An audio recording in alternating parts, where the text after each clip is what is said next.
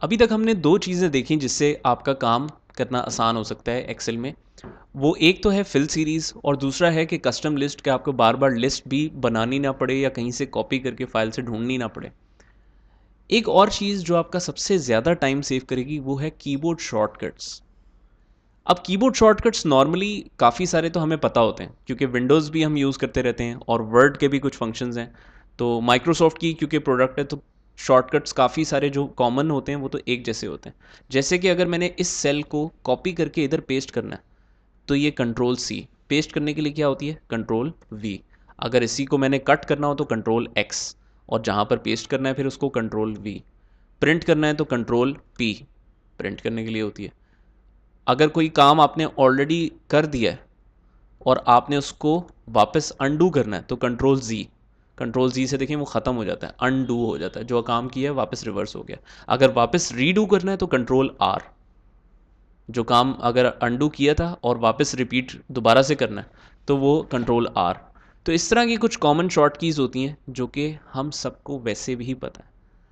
लेकिन एक्सेल में कुछ स्पेशल शॉर्ट कीज़ भी यूज़ होती हैं जो आपका काम थोड़ा और आसान कर देती हैं। जैसे कि अगर मैंने इस सेल को कॉपी करके अगर यहाँ पर पेस्ट करना हो तो वैसे तो लग रहा है कि कंट्रोल सी और कंट्रोल वी करना चाहिए, लेकिन एक्सेल में एक स्पेशल शॉर्ट की है, वो है control R, copy towards right. ठीक है ना। इस सेल के रिजल्ट को मैंने राइट की तरफ कॉपी करना है तो कॉपी राइट के लिए कंट्रोल आर की शॉर्ट की है। अगर सारे सेल्स को करना हो तो आप क्या करेंगे, इस सारे एरिया को डायरेक्टली सिलेक्ट कर लेंगे। अच्छा, अगर मैंने माउस के थ्रू इस सेल पे, मैं ऑलरेडी कर्सर मेरा है और मैं शिफ्ट पकड़ के अगर डाउन एरो की दबाऊंगा ना तो ये सारे सिलेक्ट होते जाएंगे।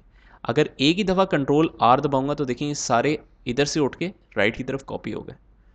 इसी तरीके से अगर मेरे पास, कई दफ़ा ऐसा होता है कि आपके पास डेटा एक लिखा हुआ है, एक नाम या कोई डिपार्टमेंट लिखा हुआ है, अकाउंट्स डिपार्टमेंट। अब बाकी सब जगह भी आपने अकाउंट्स लिखते जाना है। आप तेज तेज डेटा एंट्री कर रहे हैं और हर जगह आपने बस ऊपर की चीज़ नीचे लिखनी है। तो कंट्रोल सी और वी करने के बजाय हम कंट्रोल डी करेंगे। D for down, copy down करने के लिए कंट्रोल डी। अब देखें control D control D control D control D दबाता जाता हूँ। लेकिन अगर सब में इकट्ठा करना है तो क्या करेंगे, मैं इस सेल को सिलेक्ट करके शिफ्ट दबा के नीचे आता जाऊंगा। कंट्रोल डी एक ही दफ़ा दबाएंगे तो सब जगह पे कॉपी हो जाएगा। ठीक है। तो ये कुछ शॉर्ट कीज़ ये हो गई। लेकिन उसके बावजूद भी अगर हमने दो तीन शॉर्ट कीज़ इस तरह की सीख भी ली, पूरा एक्सेल या पूरा सॉफ्टवेयर कोई भी कीबोर्ड शॉर्टकट्स पे यूज़ करना कोई आसान काम नहीं होता। उसमें काफ़ी सारी शॉर्ट कीज़ आपको याद होनी चाहिए। बिलफर्ज अगर मैं आपको बताऊं कि होम टैब के ये तमाम फंक्शंस आपने कीबोर्ड शॉर्टकट्स के थ्रू यूज़ करने हैं, तो उसमें तो फॉर्मेट पेंटर, ये सेल को कलर करना, ये करना, अलाइनमेंट सेट करना, फॉर्मेटिंग सेट करना, कंडीशनल फॉर्मेटिंग लगाना, फिल्टर्स लगाना, इतने सारे तो ऑप्शंस सिर्फ होम टैब पे, और बाकी कितने सारे टैब्स हैं। तो आपको याद रखने का आसान तरीका क्या है कि एक्सेल आपको सपोर्ट भी प्रोवाइड करता है। मतलब कि एक कीबोर्ड शॉर्टकट आपको याद करने की ज़रूरत नहीं है, सिर्फ एक की आपको याद हो तो आगे एक्सेल खुद ही आपको बताता जाएगा। बिलफर्ज मैं क्या करता हूँ, मैं सारा डेटा सेलेक्ट करता हूँ।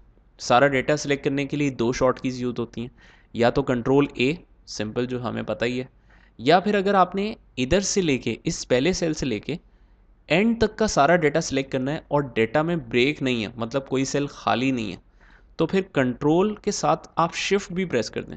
क्योंकि शिफ्ट के साथ अगर आप सिर्फ राइट दबाएंगे ना तो वो एक एक करके जाएगा। अगर कंट्रोल और शिफ्ट दबा देंगे तो वो एकदम से सीधा एंड पे चला जाएगा सिलेक्शन के साथ। ठीक है। और वही कंट्रोल शिफ्ट अभी भी आपने होल्ड करके रखना है और डाउन एरो की दबाएंगे तो वो ऊपर से नीचे आ जाएगा। तो ये अगर पूरी रो पूरा कॉलम ऐसे सिलेक्ट करना हो तो उसके लिए बड़ा यूज़फुल है। कंट्रोल शिफ्ट डाउन, देखें पूरी रेंज सिलेक्ट हो गई। कंट्रोल शिफ्ट राइट, पूरी रेंज सिलेक्ट हो गई। तो ये रेंजेस को सिलेक्ट करने के लिए। अच्छा, अगर पूरे कॉलम को सिलेक्ट करना हो तो आप दबाएंगे कंट्रोल स्पेस बार, ये पूरे कॉलम सिलेक्ट हो जाता है।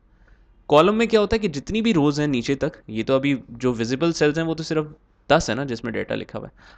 पूरा कॉलम में तो 10 लाख रोज़ हैं। अगर आपने ये पूरा कॉलम बी से ऐसे सिलेक्ट करना है तो आप शिफ्ट स्पेस बार से भी सिलेक्ट कर सकते हैं। पूरी रो सिलेक्ट करनी हो तो सॉरी, कंट्रोल स्पेस बार से आपके कॉलम सिलेक्ट होगा और शिफ्ट स्पेस बार से आपकी रो सिलेक्ट होगी। अच्छा, एनीवेज, अगर हमने अब पूरे डेटा को सिलेक्ट करना है तो दो मेथड्स हैं, या कंट्रोल ए दबा दें या फिर पहले सेल में रह के control shift right then down. मुझे वैसे ये करने की आदत है क्योंकि कई दफ़ा साथ में भी कोई डेटा लिखा होता है तो वो कंट्रोल ए से उसको भी सिलेक्ट कर लेता है, तो बेहतर यही है कि आप ये शॉर्ट की याद करें। अच्छा, अब हमने क्या करना है, हमने होम टैब पे ये जो बकेट बनी हुई है ये बेसिकली सेल को कलर करने के लिए, तो मैंने यहाँ से ब्लू कलर पे सबको ऐसे करना है, ठीक है। लेकिन ये करना कीबोर्ड शॉर्टकी के थ्रू है, अभी तो मैंने माउस से किया तो मैंने कंट्रोल जी कर दिया वापस। अब मुझे बताएं क्या हमें इसकी शॉर्ट की पता है? नहीं, शॉर्ट की नहीं पता, लेकिन मैं और आप पता होने ना होने के बावजूद भी लगा सकते हैं। क्यों? क्योंकि आपको एक शॉर्ट की पता हो ऑल्टरनेट की। ये जो ऑल्ट का बटन होता है ना, आपने सिर्फ एक दफ़ा वो प्रेस करके छोड़ देना। जैसे ही आप प्रेस करेंगे तो वो आपको होम स्क्रीन का या एक्सेल का पूरा कंट्रोल बताएगा कि एक्सेल में इतने सारे टैब्स हैं और हर टैब की ये शॉर्ट की है। जैसे कि अगर मैंने होम टैब पे जाके ये फंक्शन यूज़ करना है तो होम टैब की शॉर्ट की क्या है? एच। तो मैं एच दबा दूंगा। जैसे ही मैं एच दबाऊंगा आप नोटिस करेंगे कि हर एक फंक्शन की कीज़ सामने लिखी आ रही। तो अगर मैंने ये कलर पे जाना है तो मैं क्या करूँगा, क्या दबाऊंगा? एच दबा दूंगा। एच दबाने के बाद आपने जो भी कलर सेलेक्ट करना है उसको सिलेक्ट करें। उसके बाद आप बेशक एंटर दबा दें या स्पेस बार दबा दें, दोनों से वो सिलेक्ट हो जाएगा, ठीक है। इसी तरीके से अगर फ़र्ज़ करें मैंने bold control B, control U, control I, bold italic भी कर दिया, कलर भी कर दिया, सारा कुछ कर दिया, और टेक्स्ट का कलर भी हमने चेंज करना है, तो कीबोर्ड शॉर्टकी के थ्रू कैसे होगा? एक दफ़ा फिर से रिवाइज कर लेते हैं। Alt H. अब ये जो ब्लैक टेक्स्ट लिखी हुई है इसका कलर चेंज करने के लिए आपको F C दबाना पड़ेगा। F और C ये बारी बारी दबाना है आपने, दोनों इकट्ठे नहीं दबाने की कोशिश करनी। तो इसमें आपने इसको बिलफर्ज हमने रेड कर दिया। अच्छा, अब कितना कुछ कर चुके हैं हम, सेल को कलर भी कर चुके हैं, बोल्ड भी कर लिया, अंडरलाइन, इटैलिक, कलर, टेक्स्ट का चेंज। अब मैं इसको होम टैब पे, ये क्लियर की ऑप्शन है और क्लियर फॉर्मेट्स में करूँगा ना तो ये ओरिजिनल में आ जाएगा, जिस तरह से डिफ़ॉल्ट उसका मेथड था उसमें आ जाएगा। लेकिन ये हमने अगेन माउस के थ्रू किया। मैं कंट्रोल जी करता हूँ और आप ज़रा बताएं कि कीबोर्ड्स के थ्रू कैसे होगा, कीबोर्ड शॉर्टकी के थ्रू। एक ही की हमें याद होनी चाहिए, वो है ऑल्ट। अब क्योंकि हमें पता है कि क्लियर होम टैब पे, तो हम होम टैब को प्रेस करेंगे एच। फिर क्लियर में जाने के लिए ये देखें, ये रबर के साथ क्या बना हुआ है? ई। तो ई को प्रेस करें, और फॉर्मेट्स क्लियर करने तो एफ उसकी शॉर्ट की है, तो इस तरह से क्लियर हो जाएगा। अब शुरू में आपको जब मैं ये बताऊंगा ना तो आपको लगेगा कि यार क्या हमें इतना एफर्ट करने की क्या ज़रूरत है, हम सिंपल होम पे जाके मैनुअली ये क्लिक करके कर लेते हैं। लेकिन जब आप माउस से यूज़ करते रहते हैं तो माउस की कीज़ आपको कोई याद तो नहीं करनी पड़ती, वो आपको एक ही जितना टाइम लगेगा। इसकी कीज़ आपको एक सर्टेन टाइम के बाद याद हो जाएंगी। फॉर एग्जाम्पल अब मैंने इसको क्लियर करना है तो मुझे ये याद है, ऑल्टरनेट ऑल्ट HEF, तो इससे ये क्लियर हो जाता है, ठीक है। अगर पूरा कंटेंट क्लियर करना है, पूरी शीट को खाली करना है, ऑल्टरनेट HEA, तो इस तरीके से क्लियर हो जाएगा।